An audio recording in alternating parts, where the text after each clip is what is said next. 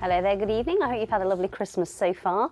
First tonight, trustees looking after a £1 million fund in memory of dead miners say they're worried the money could be lost because of restrictions on who can benefit. The Lofthouse Colliery Disaster Trust was set up in the 1970s to support families of 7 men who died in an accident. But there are no beneficiaries left.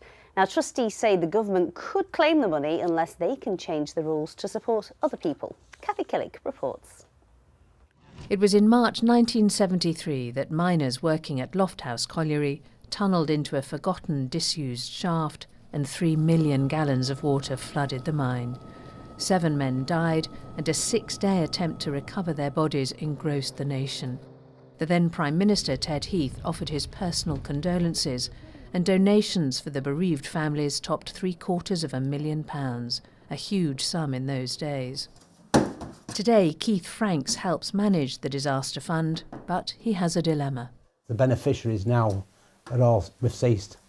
There's no more beneficiaries. The fund was then opened up to any miners killed in the Yorkshire coalfield, which were great. But in 2015, Kellingley was the last deep mine to close. We've wanted to now look and see if we can open it up to help other people. Keith has in mind people like Tony Rock. A miner for 35 years, he started underground at the age of 15 and now has mining-related pneumoconiosis and emphysema. He spent thousands of his savings on a scooter and stairlift that are now essential. I'm sure in the future there will be people that need this, can't afford them. And hopefully if we get it resolved, there may be some way of sort of helping people with that. A monument to the men who died in the disaster is immaculately cared for. Changing the fund's remit to include miners who are struggling now will need the approval of the Charity Commission, and it is considering the request.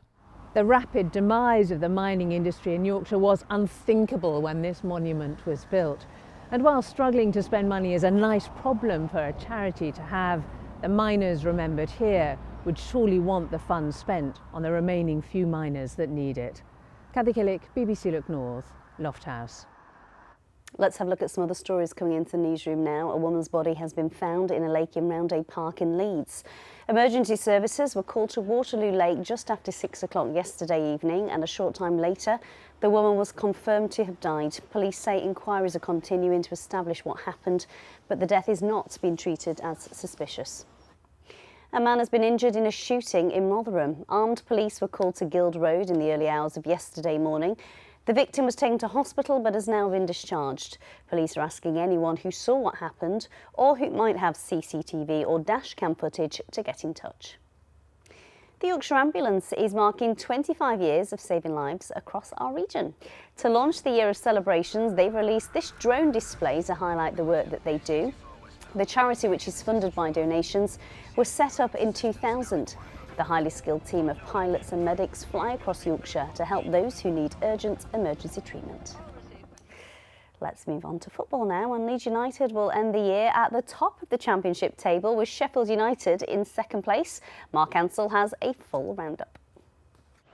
Leeds United struggled to find a way past Derby County, but with little more than 10 minutes of the 90 left, a slick move ended with Brendan Aronson scoring his 7th goal of the season to win it for the Whites. We can defend, we can attack together, we can show steel if needed, we can win tight games. Of course, we have the ability, but the ability is one thing. It's more or less you have to prove it, and you have to show it, and have to show this consistency. Homegrown Sheffield United youngster Andre Brooks put the Blades ahead against West Brom midway through the first half. But just before half-time, an unfortunate deflection meant the away side drew level. It ended 1-1. League One now, and Barnsley went ahead through Donovan Pines at Peterborough.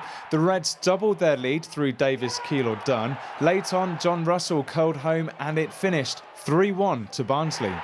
We want control in games, we want to work the ball well. I think we create quite a few opportunities in most of our games, but we have to make sure we're not loose and making sure that when we are attacking, we're locking that attack down. Promotion hopefuls Huddersfield Town rescued a point late on at home to bottom side Burton, thanks to Michael Hellick's header. At the New York Stadium, Rotherham United went behind 13 minutes in against Stockport County. But 6 minutes later, Hakeem Odofin levelled, and that's how it ended. In League Two, Armando Dobra put Chesterfield ahead at Bradford City at the second time of asking. Bobby Poynton levelled for the Bantams, and then Anthony Sarcevic pounced on an error to win it 2-1 for Bradford. The second half performance was everything that a Bradford City team should be. It was full throttle, aggressive, creating chances, and every player committed to being there next to his teammate. Harrogate Town conceded 2 minutes in, but equalised 6 minutes later through Josh March's glancing header. And Harrogate goalkeeper was a hero, James Belshaw, saving a last-minute penalty to secure a 1-1 draw, the Sulphurites' first point in December. Doncaster Rovers were away at Colchester United and went ahead through Jordan Gibson before the break. Colchester equalised though, and it ended 1-1. Elsewhere, Sheffield Wednesday lost 3-1 at Preston. Mark Ansell, BBC Look North. Our festive friend is with us. Happy Christmas, Paul. Happy Christmas, Amy. How are you doing? I'm good. Are you sick of eating cheese yet? No, not yet. No. Let's get on with the weather, because it looks as though it's going to turn a lot colder. But in the short term, it looks mild, wet, and windy. If you're out midnight tomorrow night, take your brolly, although it might blow inside out. There's New Year's Day's chart. We are going to open the window to much colder, but much brighter conditions on Thursday and on Friday, with widespread sharp frosts at night.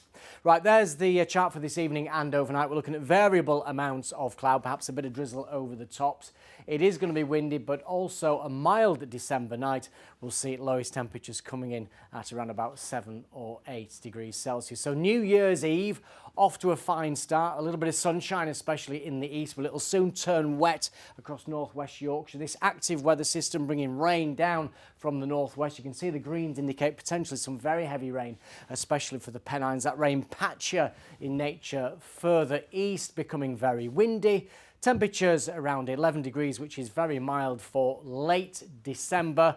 New Year's Day, wet at first, brighter but colder later. But there's confirmation of a cold spell on the way, but it's a dazzling one. Lots of blue sky and sunshine with widespread frost at night. That's the forecast. I'm up to here with cheese and mince pies. Right. I'm done, I've checked out, although maybe one more day I can handle.